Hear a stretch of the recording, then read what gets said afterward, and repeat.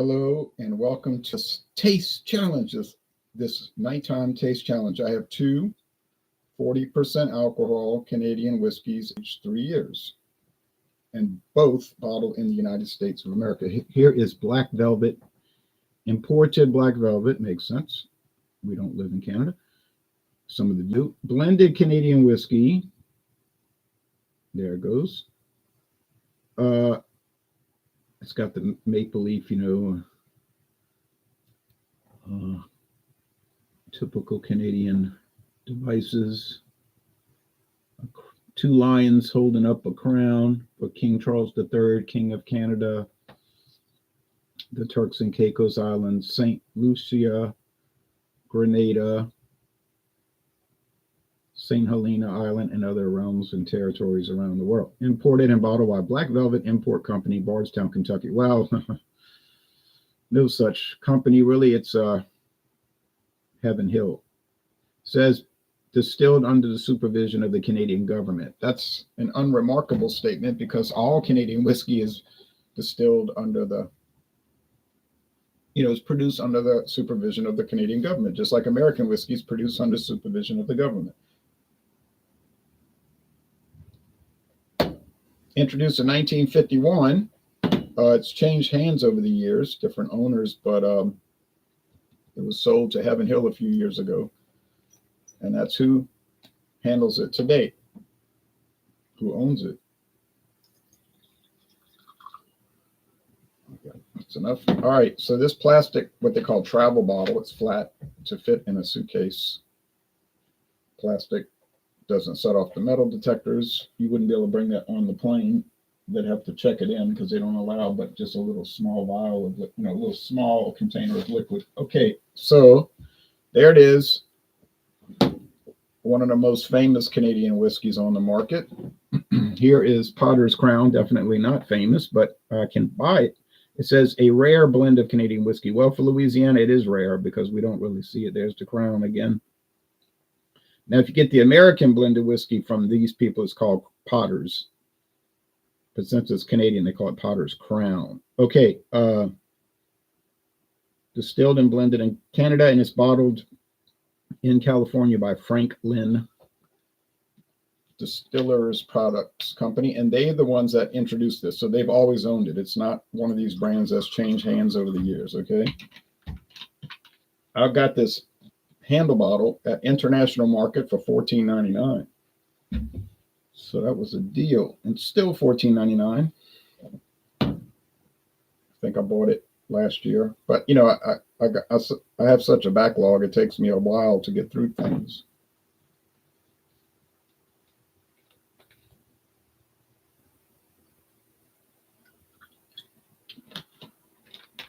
This I bought at Mathern's. They had it on the shelf.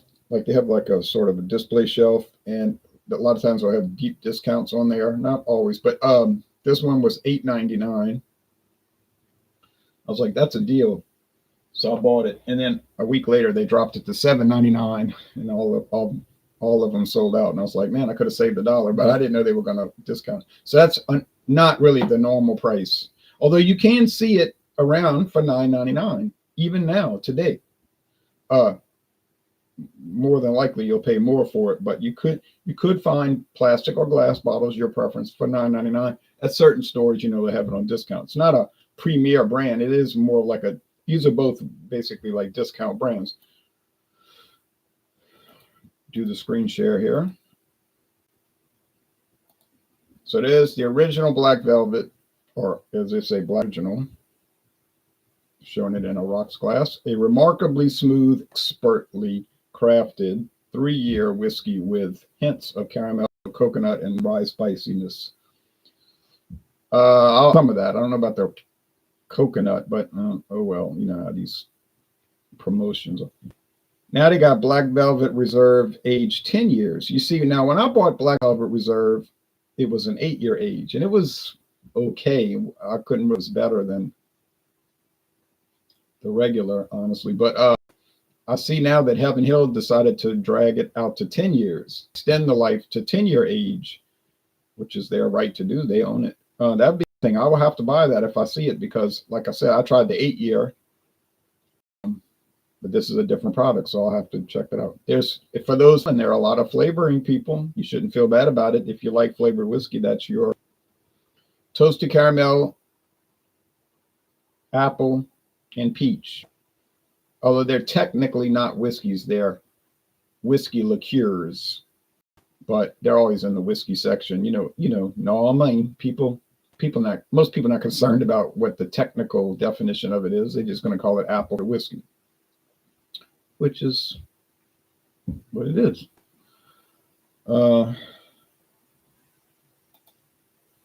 Frank, there's all kind of cocktails. You see, they're promoting all these highballs and other cocktails, which I know nothing about. I'm definitely not a person who deals with I'm not against them. I don't have animosity towards them. I just don't have any interest in them. So it's been on the market over 70 years. They called it Black Label, but they decided to change the name to reflect the velvety taste. And they might have decided to change the name because Carling Black Label Beer Company might have said, "Oh, is there a problem here? What's up with this black velvet?" They might have decided to, although that would not really mark infringement because that's a beer as opposed to a decided, man, I ain't gonna fight with these people. But maybe it is true that they, decided to call it that because of the smooth. I don't know, it was kind of coincidental that maybe, Black Label was a beer blended at birth and matured in premium oak barrels. And they do it differently. They start whiskey, then they age it because they like the different whiskeys to age together. Like gumbo, if you put it in the fridge and let it set for a few days, it'll take because all the ingredients sort of meld together. It says Black Velvet crafted from a high mix of high quality grains, including rye, barley, and corn. Up to 8 years. Well, up to 10 years now, they need to update that because it got it 10. These barrel aged high wines, they take what they call high wine, which is like super barrel strength, rye whiskey, corn whiskey, barley malt, as they call it in Scotland, single malt whiskey. And then what they'll do,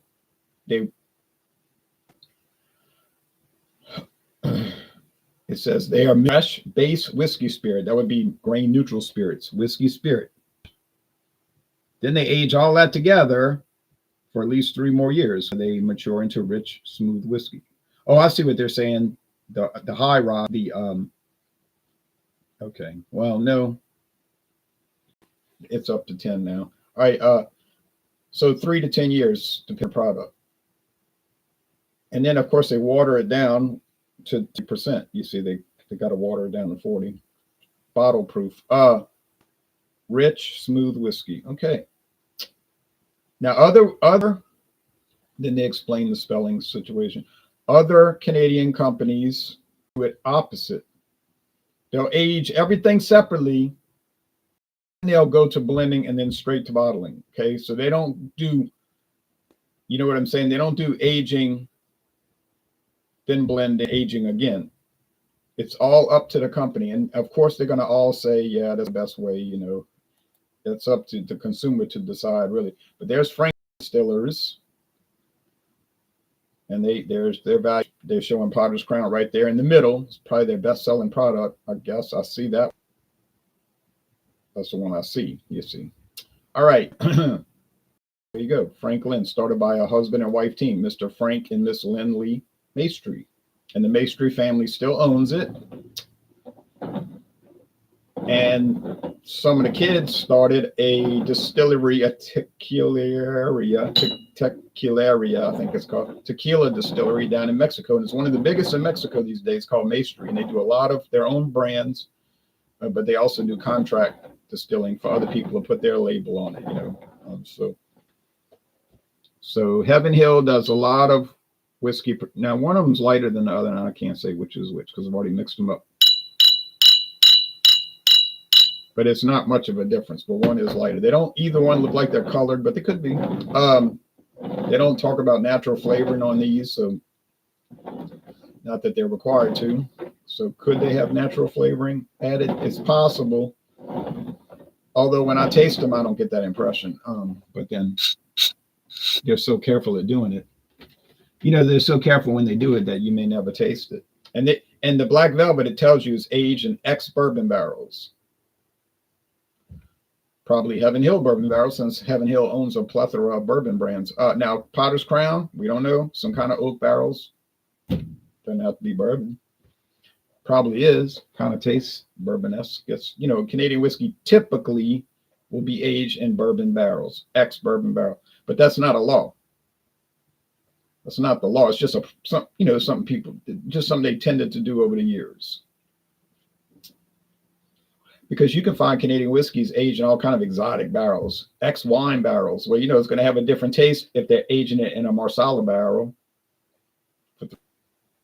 Well, they do that with everything now. Scotch got Scotch aged or finished at least in mezcal barrels, but they could age it totally, but that might make the taste a little funny. And remember, if the taste gets altered too much, it could be illegal because it wouldn't have the flavor and character generally associated with Canadian whiskey, which is what the law does say. And it does say that. So you couldn't make a Canadian whiskey that tastes like a rum, because that would be illegal. But then why would you do that anyway? Because the consumer probably would take it back to the store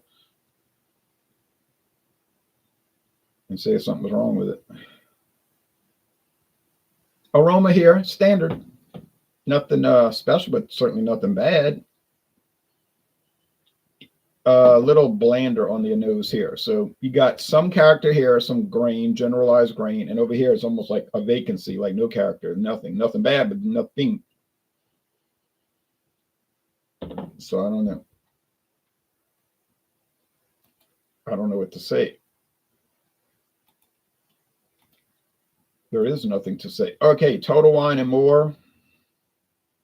Just checking what they sell in Black Velvet for today. When they open at 9, and they're not open now. Probably no one at the store. Maybe a security guard. Black Velvet.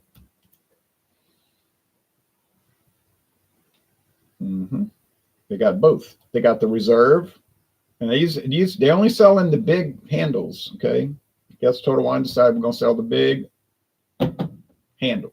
You buy the big bottle, but it's cheap, $19.99 and $25.99. That's fair because 10-year age is gonna be more expensive than a 3-year age, and that's fair because you're paying for a better. Now let's see, they're giving it a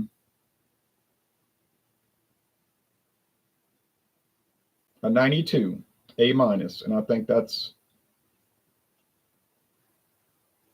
about right. I probably might go a little lower because I find it's a little bitey. But anyway, taste time. Cheers.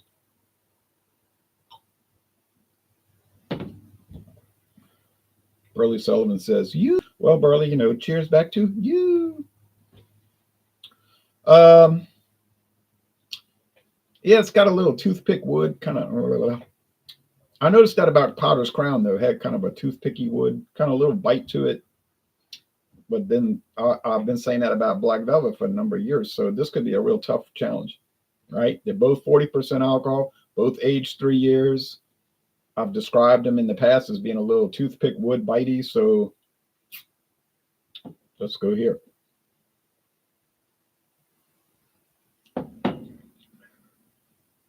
This one's a little sweeter. Like sweet corn, a little smoother. Now, does it have a little rye spice? Yeah. Now, all this other business, they're talking about caramel and coconut. I don't know what. I never tasted any Canadian whiskey taste like coconut, unless it was a coconut flavored whiskey, which I've actually never had. So I've had coconut flavored vodkas.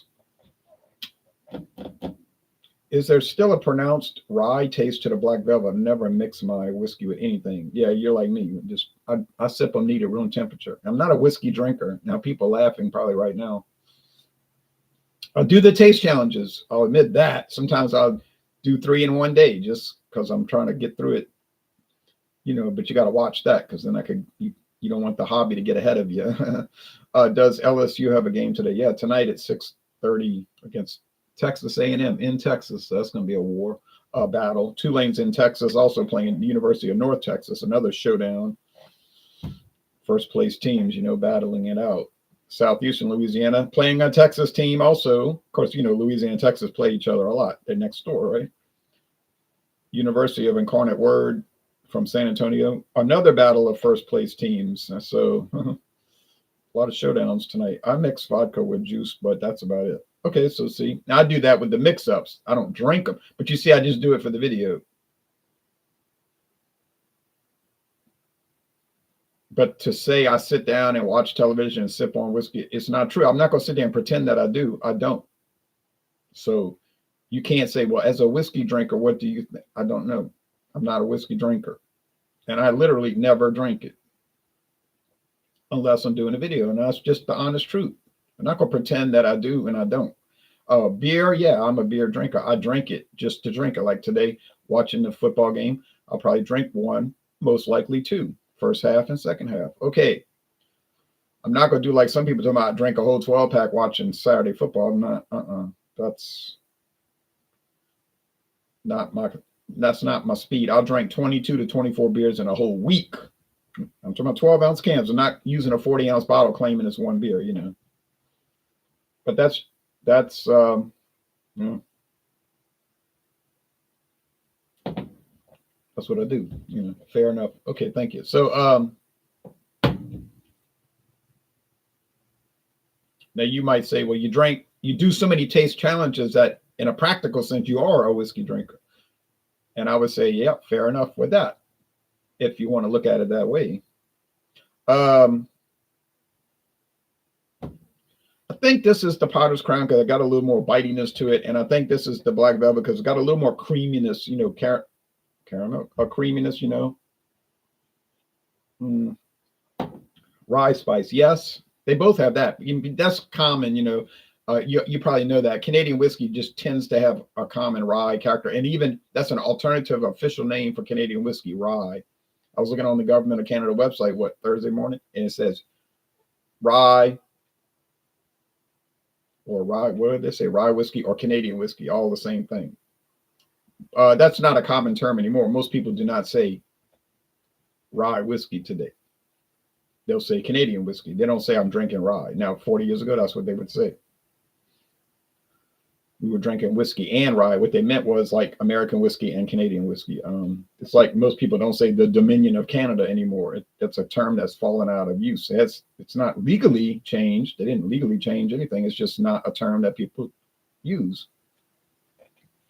Called falling out of fashion. Okay, so in fact, the term became so disused they changed the name of the holiday from Dominion Day in 1982 or 83. I think it was 83. They changed it to 83. They changed it to what they call it, Canada Day, which is harder to say. Canada Day. So they call it Canada Day. People will slur it together. All right. So I'm gonna say this is the Potter's Crown, and I don't quite like it as much, but price point they're a little different. Maybe $5 more for the Black Velvet for the handle, which I don't know if I'd pay that much more. Got it right. So, hey, amazing. All right. So that was a close call. That was scary. All right. Now I'm going to watch the news. Y'all take care. Bye-bye. Have a good Saturday.